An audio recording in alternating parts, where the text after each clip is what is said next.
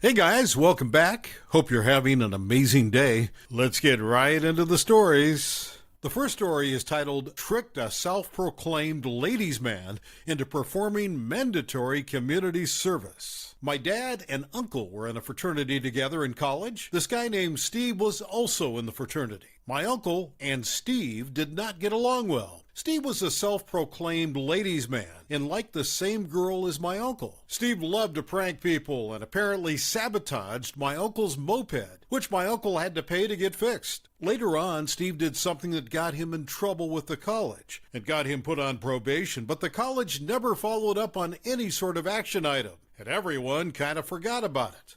My dad then hatched a revenge idea.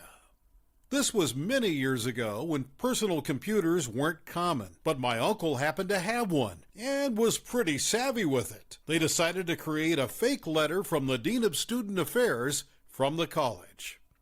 In the letter, they detailed the action that got Steve put on probation and told him that he was required to perform community service by mowing 10 random people's lawns. My dad and uncle specifically went and looked for the absolute most overgrown yards they could find and listed their address on the letter. I should mention that this happened in the South in the summer when it's like 95 and crazy humid. In the letter, they stated that Steve must complete these 10 yard mowings or he would not be allowed to graduate.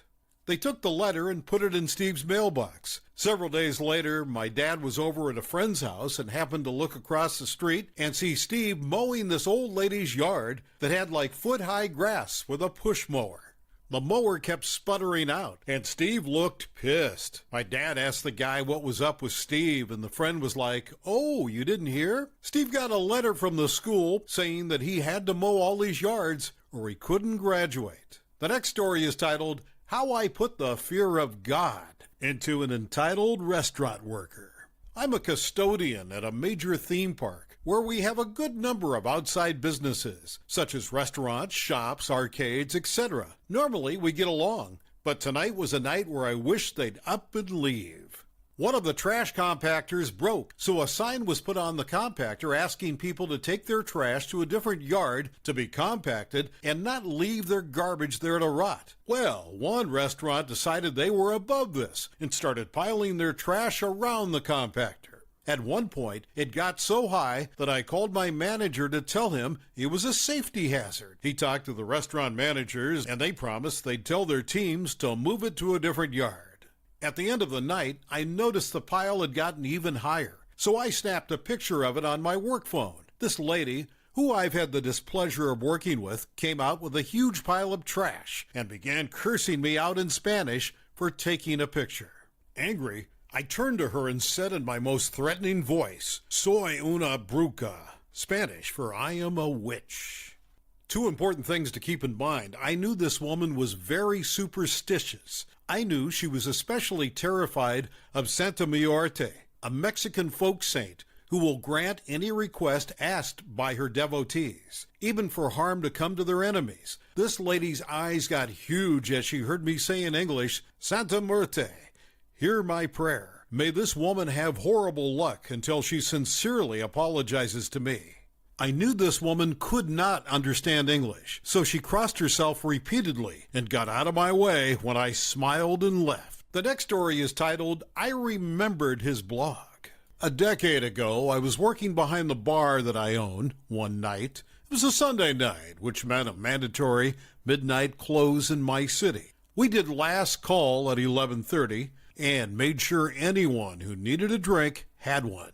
A rather drunk fellow ignored me when I asked if he needed anything, so I closed him out. At midnight, as the lights go up and the music dies, he turned at me and asked me for one more beer. I said no, we are now closed. This dude lost his mind. Started shouting at me about the bad service and how dare I deny him a drink. This happens sometimes with a mandatory midnight closure. As he was leaving, he stopped and shouted at me, "I have a blog with thousands of readers. And this is it for this bar. I'm going to review it so badly this place will be closed in a week. I hope you like being jobless." And he left. And to his credit, he didn't come back for years. I'd often see him in the neighborhood, usually very drunk late at night, but he didn't come back to my bar. Needless to say, the bar has not closed due to a bad review in a blog. In fact, we've really thrived over the last decade, and we handled COVID well while survived lockdown, and business has been booming. A couple of weeks ago, the guy came back into the bar and sat down and ordered a beer from me. I served him. He paid. I asked how he's been and how his blog is going. He looked at me like I was crazy. I haven't had a blog in years. Did you used to read it? No, I told him. I assumed no one read it because otherwise I'm sure we would have been forced to close due to bad service. As I walked away, it was really clear he had no idea what I was referencing or memory of being a dick decades ago. But man, it felt good to mock him to his face. The next story is titled, "They Say You Can't Put a Price on Happiness, but it cost me $250,000, and it was worth every penny." My late husband was in a car accident his senior year in 1986 and got a settlement of $30K, which he could access at 18. He was a gearhead and wanted to buy a Corvette, but his mom didn't like that idea, so she made him a deal. If he bought the car, he would have to pay rent and storage for his other cars, or he could buy property and stay home rent-free as long as he wanted.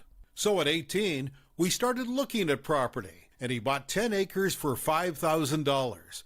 We intended to build there at some point or sell it later on. In the early years, we would have massive ragers.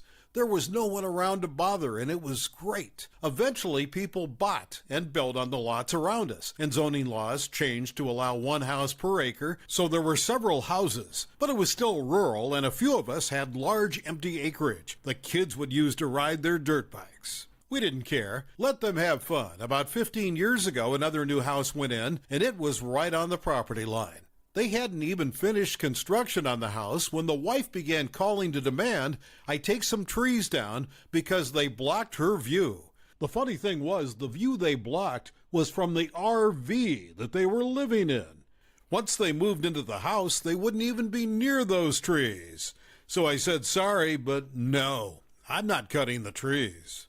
She wasn't happy, and over the next couple of years, she called to complain about all sorts of stupid crap and the noise of the kids on dirt bikes. Hell, she even got mad at people riding their horses because they made her dogs bark. One spring day, I'd drive out there and notice the stream that ran across my property and theirs had been dammed on and diverted on my land about 50 yards from their property line, which sent it along the dirt road that went down a hill and up the other side, creating a pond where it was blocked and another at the bottom of the road and preventing me from accessing the majority of the property. Now, I knew it was their doing because the previous fall/winter she had called to complain my stream was causing her property to flood.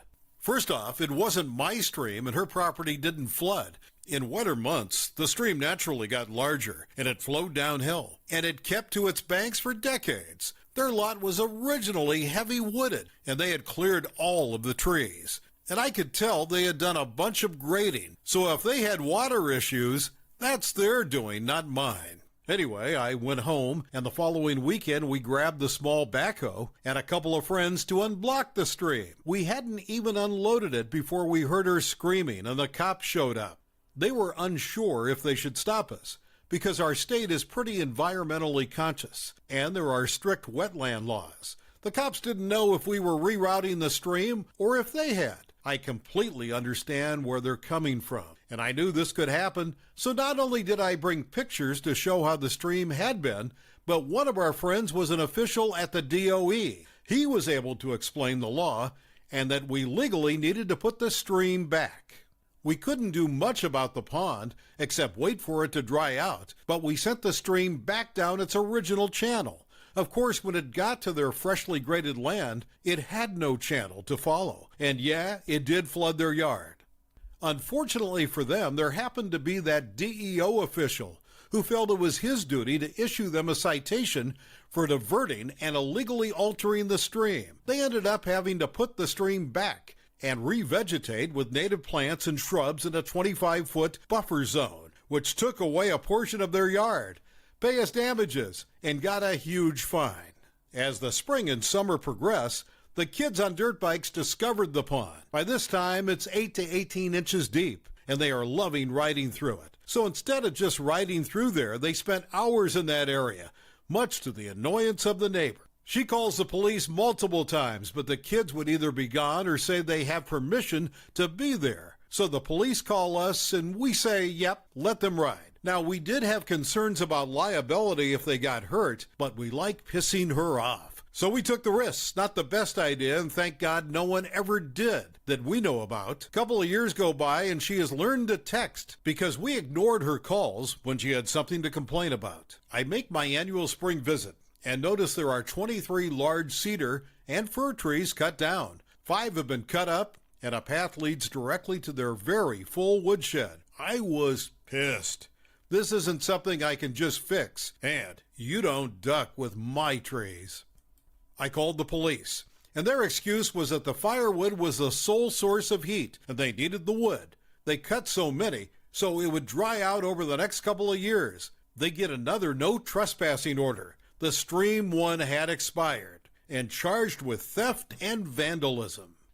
I called the police, and their excuse was that the firewood was the sole source of heat, and they needed the wood. They cut so many, so it would dry out over the next couple of years. They get another no trespassing order. The stream one had expired and charged with theft and vandalism. Life goes on, and we still got text every time she heard a dirt bike, horse goes by, or whatever irritated her on any given day. We started having summer campout parties over the next few years, and she always called the police or fire department.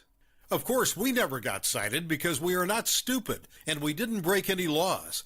Sadly, my husband died suddenly, and eventually, I decided it was time to sell because I wasn't going to build a house there. So I listed the property for $1 million, which was the market rate at the time. Remember, it was 10 acres, and you can build 1 house per acre. Of course, anytime people went out there, she would flag them down and tell them it was flooded and all sorts of nonsense. She didn't want anyone to build or be there. I should have renewed the second trespass order, but it expired right around the time my husband passed, and it just wasn't important at the moment. Developers were not bothered, and we did get a few offers under ask I was happy with, but I really wanted to sell it to an individual who wanted to build a single home, just being stupid and sentimental. My agent wasn't happy, but understood, LOL. One day he calls me with an offer that is much less than any of the others, and they wanted to do an owner-carried contract for 3 years, with a balloon payment to pay me off at the end of 3 years. It's a couple who wanted to meet me out there. I didn't have anything going on the upcoming Saturday, so I said I would meet them with the understanding that I really wasn't interested in carrying the contract, and the price was too low. We figured they were hoping to change my mind, and we were hoping that they would come in with a better offer, LOL. They got there before me, and when I arrive, the idiot is there telling them how bad the property is. I parked on the main road and was walking in, so none of them knew I was there. As I approached, 2 little kids come flying up on dirt bikes. She comes unglued, grabbed a rock and threw it at them. Came nowhere close to hitting them. The guy immediately starts yelling at her and tells her to get the duck out of there. It scares her, and she left. He sees me and begins to apologize, but I stopped that and thanked him. We start talking, and he explained part of the reason that he wanted the specific property was because they had 2 young boys who rode motocross, and he loved the trails, plus he wanted to build a track for them. I took a $250,000 loss on the sale and carried that contract just to spite that idiot. While that is a huge sum, remember we paid $5,000 for it and got almost $300,000 for the trees and another $20,000 for the nonsense with the stream. Plus enjoyed the property for almost 30 years, and I got the interest on the contract and the balloon payment, so it wasn't like we really lost out, plus knowing the idiot was going to be miserable for years to come. You just can't put a price on that. I sold it 6 years ago, and I still go out there a couple of times a year just to check it out. They have built a beautiful house at the farthest point from the idiot, and there is a huge track up by her place. She still sends me nasty texts, and I should probably block her, but it makes me smile each time knowing she is still pissed. Well worth the loss, and I know my late husband would approve. He always knew I was a petty idiot. The last story is titled nice neighbor. Over the past few years, our apartment management has really gone down the toilet. We can no longer even get a call through to anyone in the office. They hide away and won't answer the door some days. Well, one neighbor is pissed. Their lease renewal is due Monday, tomorrow. They have attempted to contact them for over a month, and her rent is also jumping to $899 from $595 for a one-bedroom. The one bedroom is tiny, no washer and dryer in unit. This is a crazy jump. Her petty revenge is sitting in the laundromat telling people how to only spend 25 cents on a load of laundry. If they're going to duck her over, she's going to duck them over. Thank you for watching. I would really appreciate it if you would like the video and subscribe to our channel if you haven't already. We'll see you again.